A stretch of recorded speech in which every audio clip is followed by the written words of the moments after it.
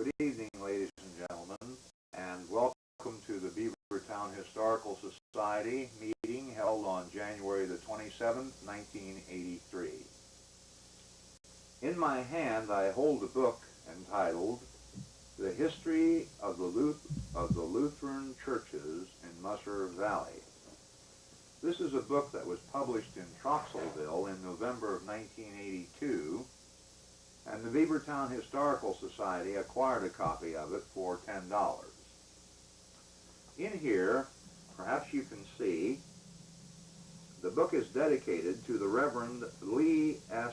Deppen, and it has a lot of information on pastors who have served, Lutheran pastors who have served in our area, going back to our pioneer fathers. However, Reverend Deppen has served longer than any other Lutheran pastor in the long history of our Middle Creek Valley. It's beautiful to be recorded in a book, but it is our pleasure tonight to have in person the Reverend Lee S. Deppen as our special honored guest, and we're going to be talking to the Reverend Deppen about his life and his 50 years of ministry. We're going to be showing you some things of the Reverend Deppen. Good evening, Reverend Deppen. Good evening. Perhaps we can begin at the beginning. That's usually a good place to begin. Where were you born, sir? I was born in Van Dyke, Pennsylvania. And where is that exactly? Juniata County. That is a little village halfway between Deppen Town and Thompson Town. On what is still Route 22. That's right. And I was born 1 mile south of that village at the Black Rock Farm. So you're a farm boy by birth. In a little stone house. I see. On January 4, 1904, at 4 o'clock. That's very interesting. I'm glad it wasn't a 666 number. Now, sir, where did you first, by the way, who were your parents? My parents, my father was Mr. Lincoln Deppen. And my mother's name was Jenny Leah Swan. Do you have any idea when they were born? My father was born, I don't know when he was born. He was born at Herndon, and my mother was born at Mercersburg in Franklin County.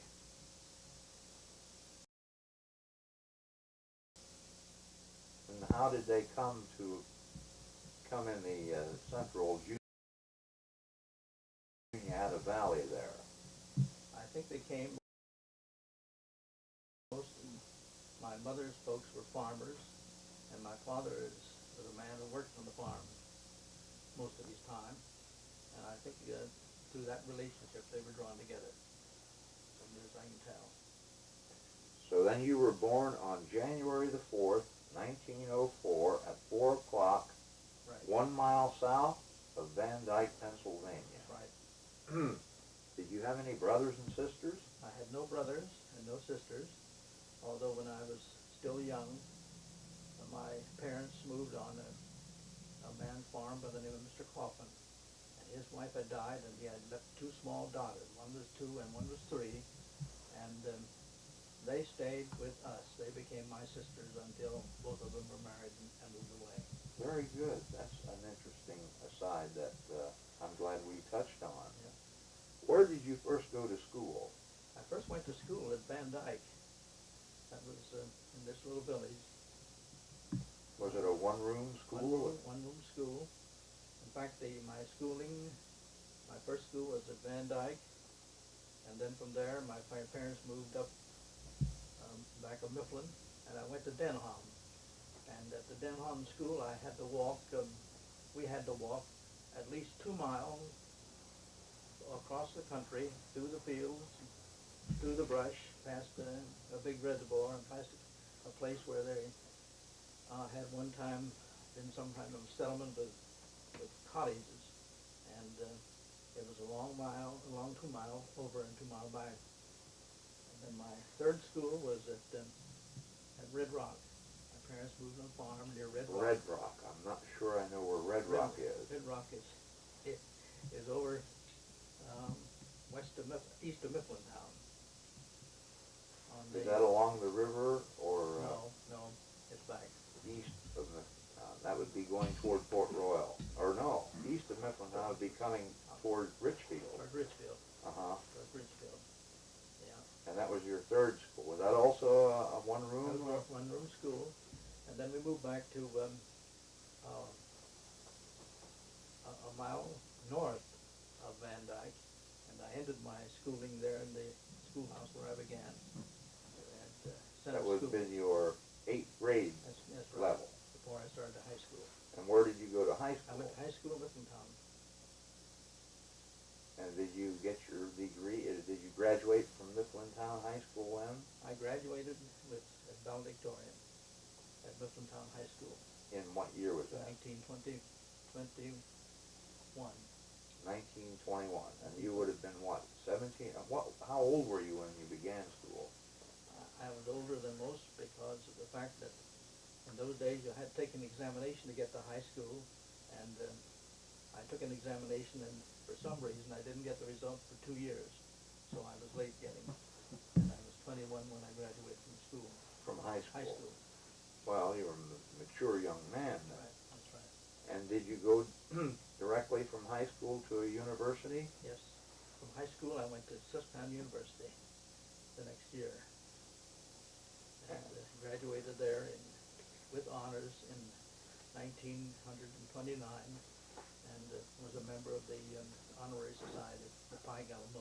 Mm-hmm.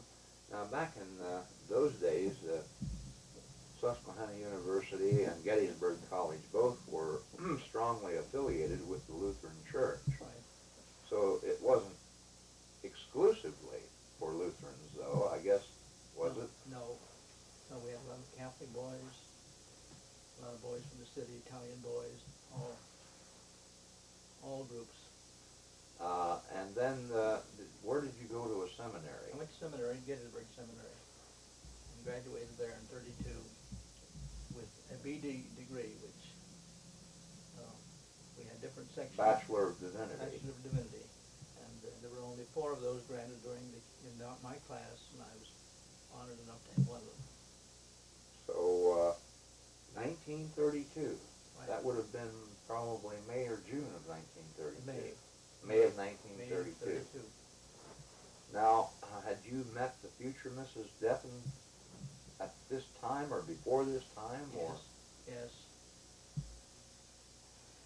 could you tell us how you came to? Rather strange. The first attraction, of course, I knew Marion for a number of years, but somehow, one day, both of us attended the funeral, and for some reason or other, we were attracted to each other, and we asked if we could have a date, and from that time on, it went on until we were married on the 2nd of June in 1932.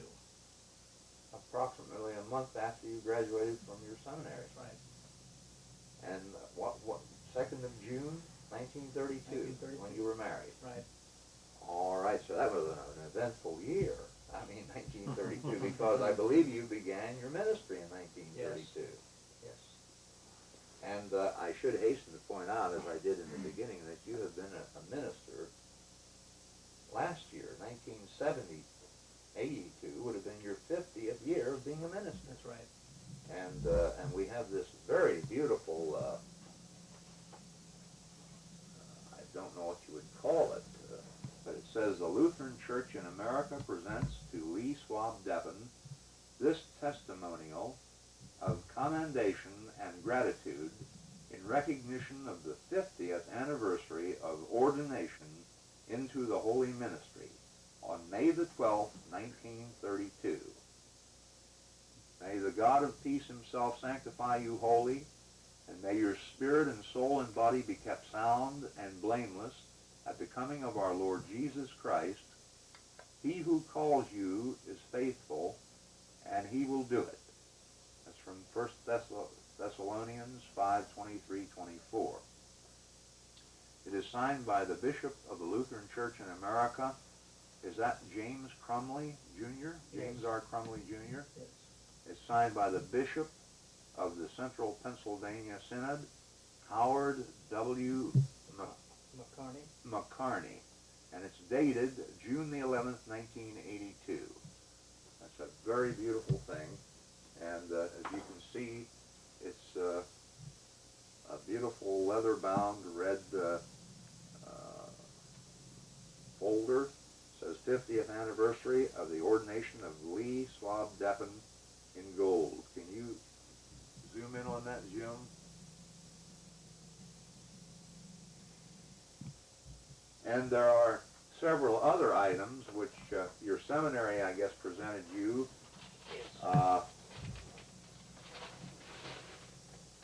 Abide in the Presence. This is a very, very lovely book.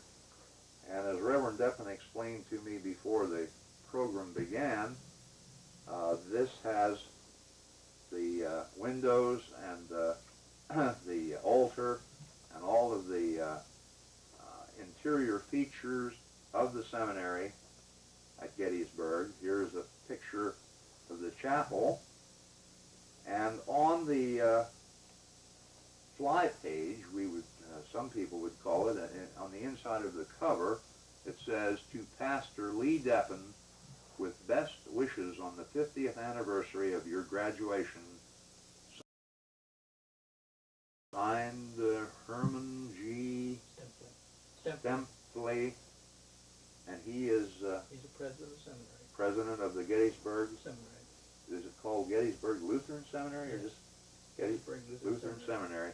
And that is dated May the 6th, 1982.